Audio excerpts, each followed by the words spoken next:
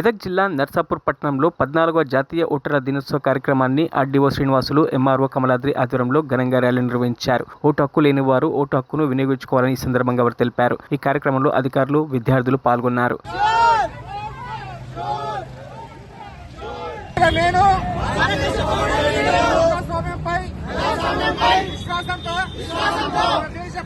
మన దేశ ప్రజాస్వామ్య సంప్రదాయాలను స్వచ్ఛపాత శాంత ఎన్నికల ప్రభావాన్ని నిలబెడతానని మతం, జాతి, ప్రాంతం, కులం, వర్గం, భాష లేదా ఎటువంటి ఒత్తిడులకు ప్రభావితం కాకుండా ప్రతి ఎన్నికల్లో నిర్భయంగా ఓటు వేస్తానని మూలంగా ప్రతిజ్ఞ చేస్తున్నాను.